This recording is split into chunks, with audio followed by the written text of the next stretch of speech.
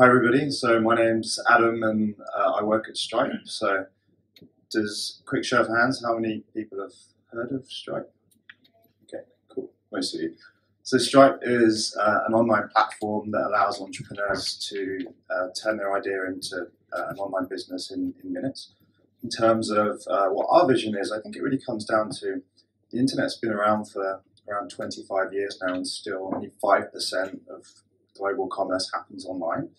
And like what we're trying to do is accelerate that number and bring more and more businesses online and make that a larger number. Specifically, I work in our marketplace team, so work with hundreds of different marketplace business models.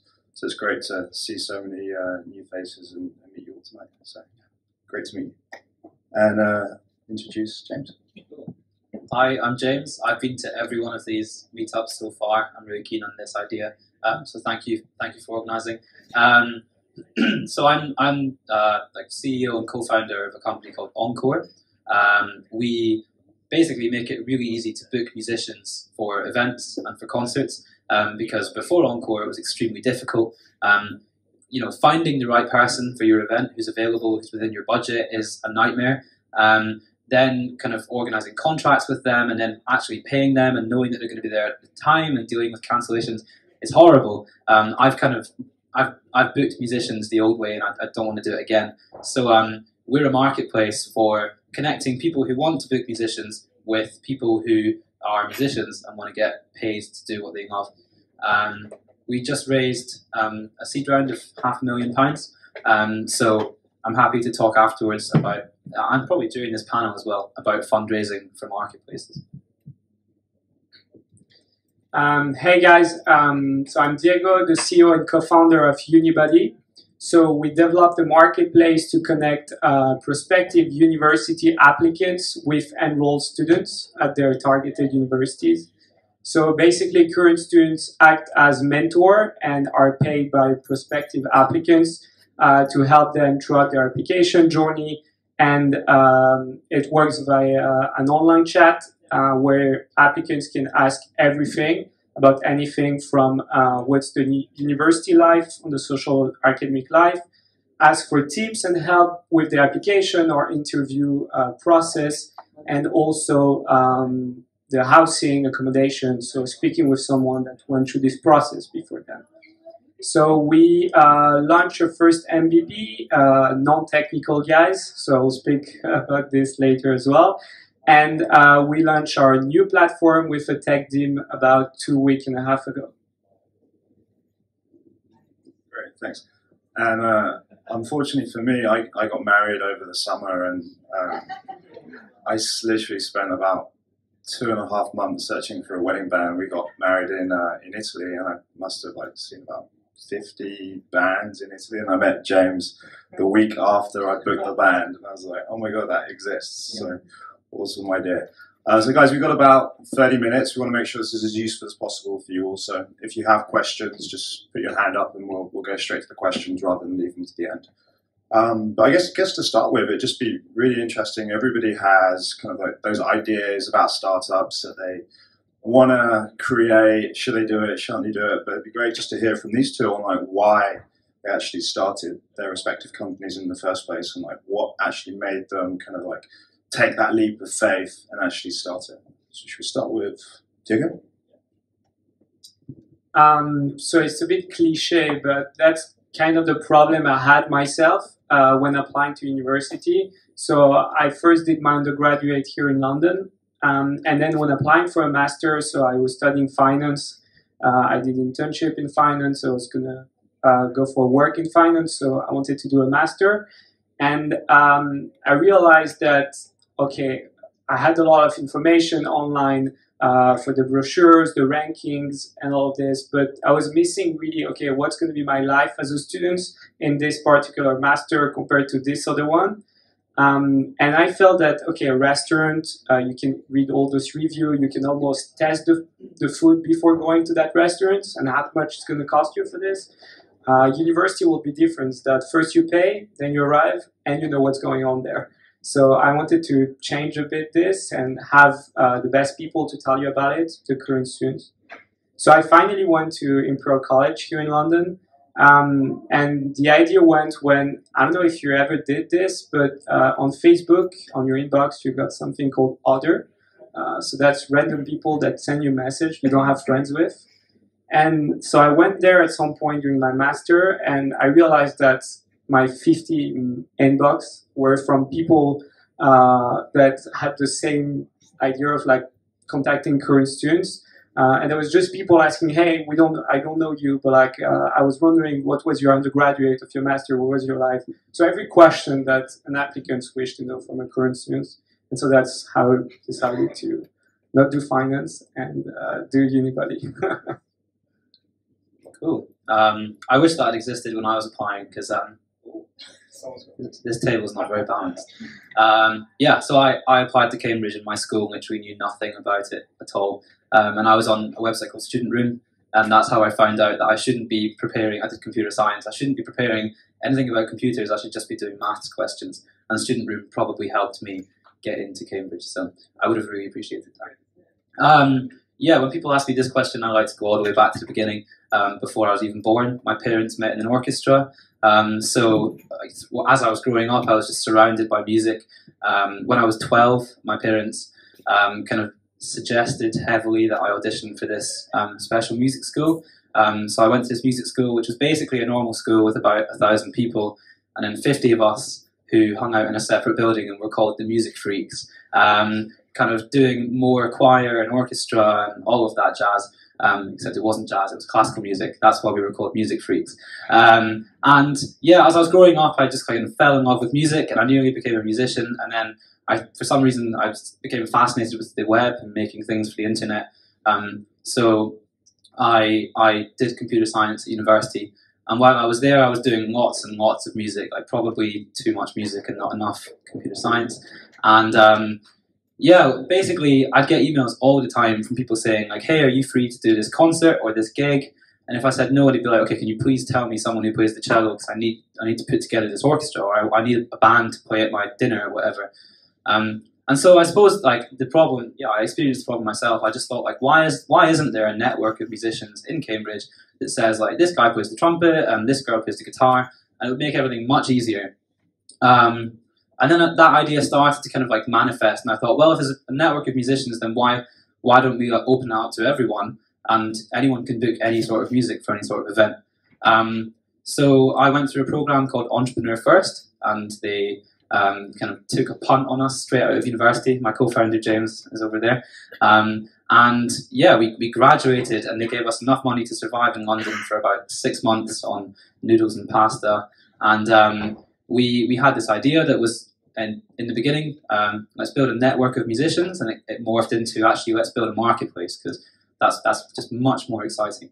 And yeah, that was just over 2 years ago, and here I am talking to you. Great. And then in those early months, it's obviously so important to think through your MVP and develop that. I think it'd be interesting to hear kind of like both of your perspectives and experiences there, because obviously, James, you and your co-founder are technical, and Diego, you had to look for outside help. So it'd be great to just share your thoughts on like creating an MVP and just like the main lessons that you learned through that process to start with. Cool. So yeah, I did computer science at uni, but I suppose I never got very comfortable with like setting up a server, and I hated databases. So my idea of an MVP was like a kind of an HTML file with some CSS, and I would just put all the data in the HTML file. And our MVP was me like choosing 4 friends and saying, I'm going to make you a profile on this website that doesn't even exist yet, and just tell me what you want on it. So like, you obviously want a picture, you probably want the instruments that you play, like what else do you want? And I just put together these like static HTML files, and then we kind of started to get like a server behind it, and then there was a database. And I suppose our MVP was always led in a way by our musicians. Like, we spent the first year building this network of musicians and these profiles, and we just gave them what they wanted, and if enough of them asked for a feature, we built it for them. To take that step further, a year later, we started doing this marketplace. We didn't actually build payment into the site, so even now we're about to release a new kind of payments feature with Stripe, which I'll talk about later. But even now, 2 years in, we don't actually we don't let you pay through the site. Like, you pay our fee on the site, but you then pay the musician directly, and that's just because, you know, the simplest form was for us to take our payment and for them to sort it out. And we could have gone and built, you know, we could have gone and done the whole payment system, but it was more important for us just to start getting bookings going and to start making some revenue. So yeah, I think like the core concept. Actually, just to talk very quickly about an MVP, one idea I love is if you were to build someone a car, and you said, I'm going to give you a car in 6 months. They wouldn't be very happy if, you know, in the first month you gave them one wheel, and then you give them a second wheel, then you give them the chassis, and then eventually 6 months later they had a car, because they wouldn't be able to do anything with it until 6 months in. They'd have to walk for 6 months.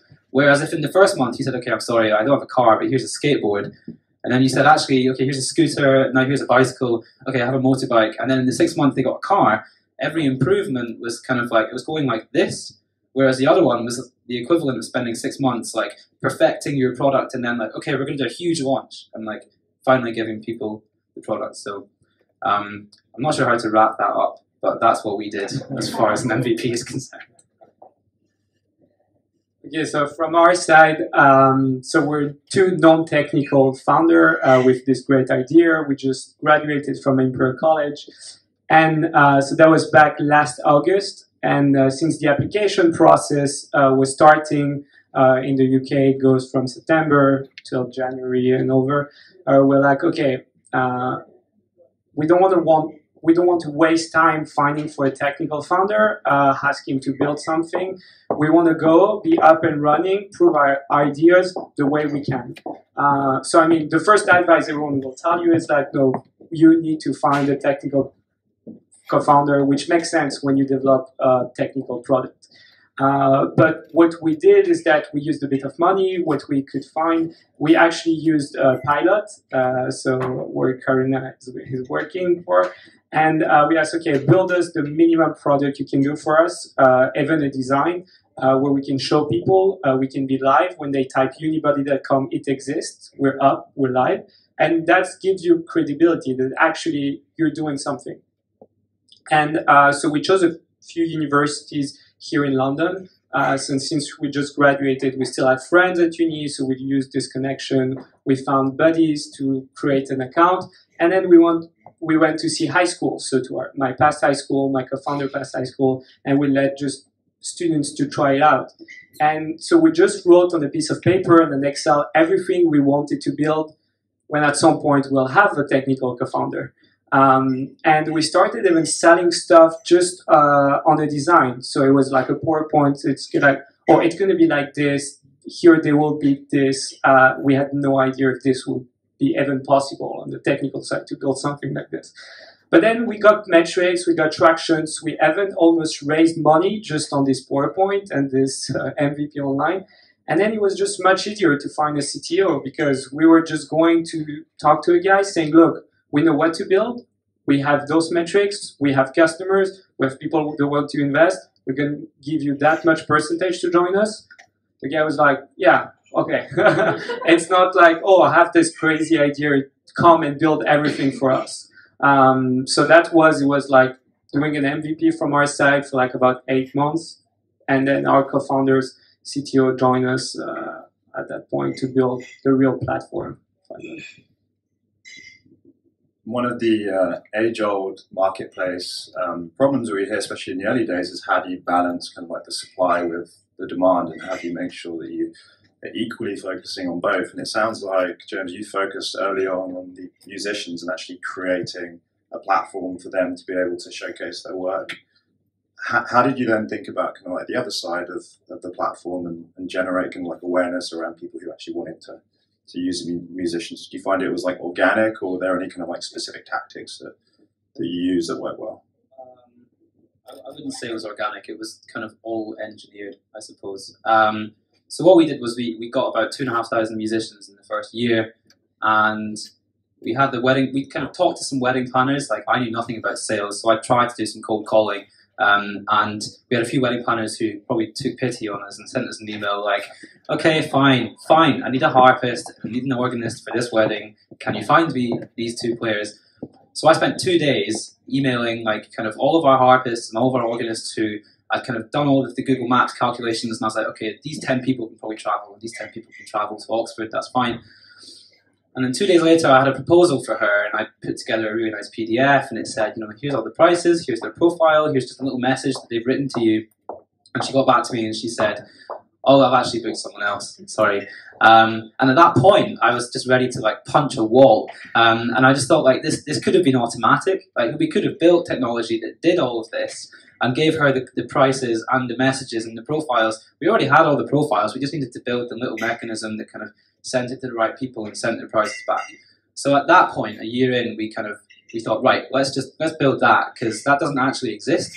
Every other marketplace does musicians or any other agency gives you a huge directory and just says, right, go and find one that you like and then talk to them, maybe send 10 messages. And we just said, actually, no. Just send us one message and you'll get people coming back to you. And what we found was actually, this doesn't apply to all industries, but musicians book other musicians for concerts and for gigs. And so they might be in a wedding band and the drummer just can't do that wedding on Saturday. And there are some Facebook groups where people say, I need a drummer this Saturday and I'll give you, the fee is like £150. Here's my email address, please get in touch. And that system is crazy because you don't really know much about the person, and you get your message, your other folder gets spammed by all these like drummers, often quite bad drummers. And so we thought, okay, well, we've got 2,500 musicians, let's get them using it. So our first customers were actually our suppliers in a way, and I suppose that's quite fortunate. And something like Etsy is maybe similar. Actually, Airbnb is the perfect example. If you host on Airbnb, you probably go traveling on Airbnb as well. And the opposite is maybe Uber. Like if you drive on Uber, you probably don't like use an Uber to kind of get you around.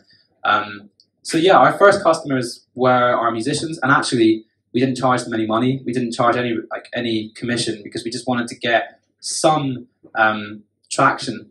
And we went to these Facebook groups and we'd find people and we'd be like, okay, we can do this through Encore. It won't cost you anything, and it's just better than this Facebook group. And after a few months, we thought, okay, actually we've got something now that's like worth charging some money for. And then basically the last like 11 months have been a process of, I suppose the first half was talking to, just kind of like working through introductions, like you mentioned, and trying to get access to other agencies and going to wedding planners and trying to like do word of mouth. And only in the last 2 months when we raised our seed round have we actually been able to pay money to acquire customers. So far it's all been, I suppose, growth hacking and kind of piggybacking on the already existing solutions that were kind of suboptimal. Yeah, so from our side, since we were just still at university, the easiest way was to get the university student side. To register and create profile as buddy, because first there was our friend or our friend of friend. And then once we had the students, we realized, okay, I mean, you're university students before you were in high school, maybe you have a little brother, or you will have a close connection with our demand side. So we started by using the supply side, creating like kind of a funny competition, kind of gamification that those students, they were here to earn money. So we're like, okay, we'll give them money to get us the demand side. So that's how we created like the best buddy of the week, the best blog of the week, the one that brought the most people, is Fast School. So that's how we used our supply side to get the demand side. And that's how we started to also make life a bit harder to our buddy to be on the platform. So it was like, okay, we have a percentage strength of profile. And if you want to be visible on the platform, you have to reach that percentage of strength. The more buddy we had, the higher we put the percentage strength. So at least we could manage and balance the supply and demand side. It was also for us having more and more university students register on the platform, a proof of concept, because these students, they applied before. So if they could see potential that they would be paid by applicants to help them during their application process, it means that, as applicants, they would have paid as well. So that's how we also started contacting all our users of university to ask them what they would have liked to see and how they would have liked to be contacted as applicants. Yeah, just to add to that, I know a lot of people are just starting to build marketplaces, and you're probably asking yourself, like, what do we go after first? Do we get the suppliers? Do we get the customers? If I was to give you any kind of like practical advice, I'd say get the suppliers first, and just build something that makes their life a little bit easier, so that if they don't get any bookings through your platform, they don't think it doesn't work. So in our case, like a lot of musicians just don't have their own website, and we gave them all a free profile that did everything that a musician's website does. So even the people who have been on Encore for a while and haven't had a booking, they're kind of thinking, well, okay, I haven't had a booking, but this profile is what I use now to represent myself, and it was free, and I didn't need to like buy a website or a domain or anything like that. And so I think it's once you have suppliers, you can then say to customers, look, we have these people, like, who do you like? And as soon as you have customers, you can basically then say to suppliers, okay, we have people booking through this platform, so you should come and join us. And you kind of just do this, like, you have a cycle where you get supply, and then you have more customers, so then you have more suppliers, and you kind of just let both sides know that the other one exists. And that's a nice way to kind of like build both up in parallel. Yeah, that's great advice. Does anyone from the audience have anything to add to that? Has anyone found any specific success in getting on suppliers or increasing demand that they want to share? Sure. How did you decide whether you build ground up the back end, use a white label, or the marketplace element of your platform? When I did it, I had very wide ranges from $5,000 to build the ground up to around $200,000. Yeah, so you mean differentiate what works really and what shows that it looks good? Yeah. Yeah, so no, for us, we didn't really have a choice because the back end, we didn't have anything. We knew more like how how we wanted the website to look like. So we put everything on the design that it looks good, that students could click and see what's going on, and then we're doing all this back end manually and just at night through Excel or just stuff that we could do on ourselves. But even more for us, like working with students, they need to have something nice. They enjoy being here. So that's why for us it was decided. Yeah, I suppose we went through Entrepreneur First, which had two kind of components. One was they gave us enough money to survive in London. So they gave us money and they gave us time. They gave us about 6 months. So we had the time to build it from the ground up. The other thing is Entrepreneur First select people from technical backgrounds. So James and I both did computer science. And it was expected that you would build something from scratch. So I can't really comment on kind of white label stuff. I know that stuff exists. I think I signed up to a newsletter like 2 years ago from a company called Share Tribe. Don't know if anyone's heard of them. I think they give you software that like lets you just start a marketplace, which sounds amazing. And if it works, then like that's a great product. But for us, we wanted to build something that from the very start, you can customize it as much as possible and make it your own and make it work for you and your customers and your suppliers. Yeah, that's a great point. And once you've moved past that initial MVP, obviously product development is crucially important. Like, it'd be really interesting just to hear your thoughts on like, is there a specific kind of like lens that you look at kind of like product development? Is there a specific like process that you work through? Like, how do you think about kind of like building new features? Is there some kind of acid test that you use, or? Be great to hear your thoughts there. Mine will be easier because I just have to fight with my CTO. So no, basically we collect all the user feedback and we put it into problems and what will be cool to have. So problems is it has to be fixed. It's now right now, and what would be cool to have. It's more like. In our timeline, so since it's an application process, students, they need different time, different things at different time of the year. So that's why would they need more now or next month or in 3 months? And how long does it take to build? Our CTO, we don't want him to be stuck on building something and couldn't fix the real problem. So that's why also, so now we hire 2 more developers. So that's why you also know when to hire thanks to this kind of list of product development. So our product development, I suppose, evolved quite naturally. So in the first 6 months, if someone asked for a feature, we built it. And people thought that was really exciting, that they would say, go and make this thing, and we just do it, and you'd be surprised that people would actually respond to what they wanted. So the first 6 months, like, you shouldn't, I think, you shouldn't always listen to what some people say, like, the customer's always right. I think Henry Ford said, if I'd asked my customers what I wanted, they would have asked for a faster horse. And I think Steve Jobs has also said, there comes a point where you have to think that you know better than your customer. So in the first 6 months, we kind of listened to our musicians, and they asked for things, and we built them. And then we started to think about investment, and suddenly investors didn't really care about those features. They just wanted to see graphs that were going like this. So our focus started to revolve around virality, which is, how do you encourage one user to join the site and then invite 3 other users? And so basically, everything we did started to revolve around this number. One of my favorite things that we ever put together ourselves is a dashboard that has one number in the middle, and it counts down, and we set like a percentage. So we say, this week we want to grow musicians by 5%, and then it just says like 700, and it counts down, and it flashes yellow every time someone joins the site. And that really focuses the mind. So I suppose the first 6 months were reacting to users. The next 6 months were trying to just basically asking the question, if we build this, is it going to make people more likely to invite their friends? And then after that, once we kind of raised the round, we started to get into sprints. So a sprint is just a week where you stand up at the beginning of the week or sit down, and you say, here's what we want to achieve by the end of the week, and you kind of assign tasks. And we stuck to that loosely, and we tried different things. We tried treble boards, which work until you realize you just have like 1,000 cards, and you're just like, it's nowhere to go from here.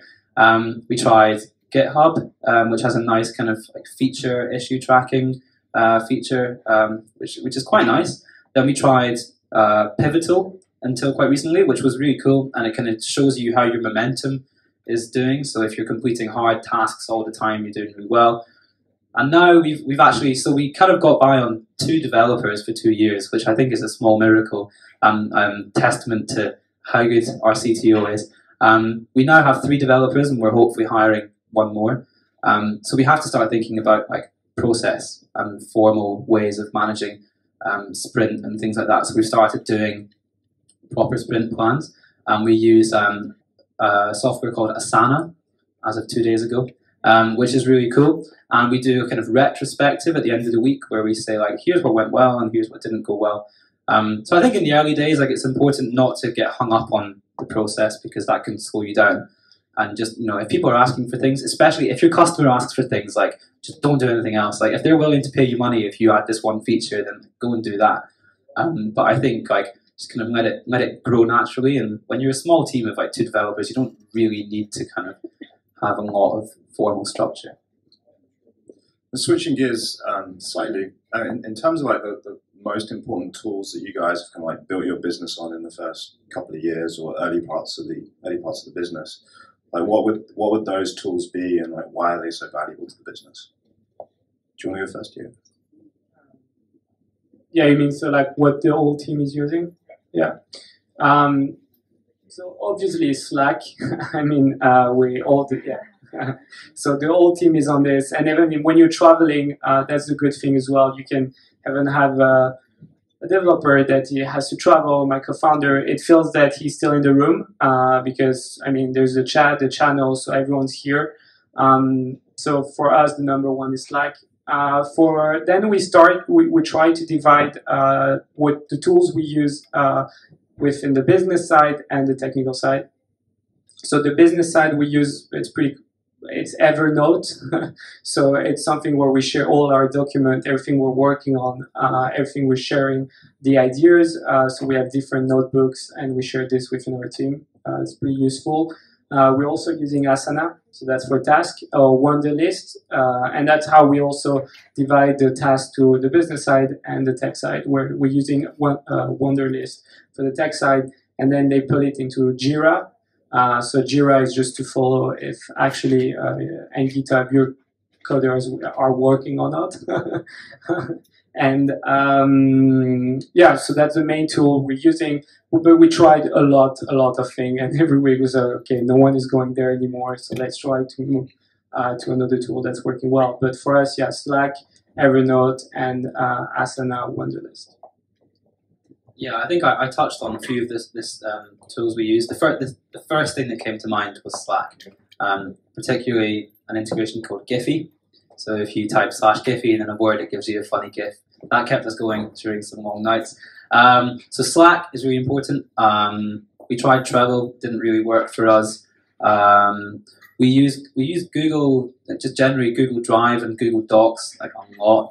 I don't think we try not to pay for software, and Google are really nice, and they just give it away for free, and we give away our kind of like privacy and freedom of information. Anyway, so that's helpful. Yeah, for code, GitHub, I can't really imagine. God, I cannot imagine doing this without GitHub. Yeah, we tried Pivotal. That was okay. We're now using Asana, which is really nice. Actually, post-it notes I found just in the last couple of weeks are like so good. Who knew? Just like get a whiteboard or a wall and just put post-it notes. And yeah, we actually watched an episode of Silicon Valley last week where they had a really nice Scrum board, and we just thought like, wouldn't it be nice if we had all of those post-it notes in our office? And it's actually working really well. So don't underestimate paper and post-it notes. And I guess moving on to the last question, I think we're running out of time. Building marketplaces is complicated. You not only have to take the payment, but then you also have to onboard all of your sellers. You need to make sure that you're know your customer information, know your customer on those sellers to make sure you're not paying out terrorists. You need to manage payouts, and that can become like really complicated for a team with only a few people in it, or even big teams. So you're both Stripe Connect users, which is great. But it would be great if you guys could kind of like summarize your journey through that process, and like some of the main learnings that you guys have kind of like picked up along the way, so people can avoid your mistakes. I think we have the perfect answer for you in that we tried something called Braintree by PayPal. We tried it because they gave us free credit. Like I said, we don't like to pay for things, and it was all right. Like it didn't blow our minds, and everyone kept saying Stripe is just great for developers, and we were like, it's not free though. And eventually, we kind of got a bit tired of it, and Braintree kept telling us that there was a marketplace product coming, because when you're a marketplace, you have a customer who pays money, probably to you, most likely to you, and you have to pay out a supplier. So if you have to do 2 transactions, you pay the transaction fee twice, which is not good for your unit economics, as you mentioned. So Braintree kept saying, yeah, it's in the USA right now, it'll come soon, and we got a bit tired of this. And then I can't remember how we got in touch with you guys, but we just thought like, there's a lot of hype about Stripe, and that should be your tagline. And we thought, let's just give it a go. And it was so easy to set up, and the dashboard just worked. And it was really, really nice. And then I kind of serendipitously, you guys said, right, the marketplace product called Connect is now available in the UK, and we just thought like, thank God, this is perfect timing. And yeah, I'd say like, I mean, we're not paid to say this, but I'd say Stripe is ideal if you're building a marketplace, specifically their product called Connect. Like I said, we're about to change our payment system so that the customer pays once to us, and then we pay people out. And Stripe has made that all really simple. You guys take care of, like you said, like identity verification and kind of preventing from fraud. And we don't want our musicians sending us like scans of their passport to prove that they are who they say they are. That's not a problem I ever want to deal with, and you guys are happy to do that dirty work. So I would hand on heart recommend using Stripe for payments. So yeah, I think you summarized well the Stripe system. For us, so to answer your question as well, the only backend automatic things we had for our MVP was Stripe. So I never really had that hard time to do the payment manually. And that's also thanks to Pilot, because they say, okay, it can look good, but the only thing manual that you will give you, it's the Stripe Connect. It wasn't Connect a year ago, but at least it was still the customer pay us, we take the commission, and we pay the supplier directly. So now we're dealing a lot with CRM. CRM is much more difficult to follow up with emails, so that's a nightmare. If Stripe could have a CRM system, that would be awesome as well. Right, well, guys, thanks so much for sharing 2, I think, fantastic marketplace business models there. Thanks for sharing.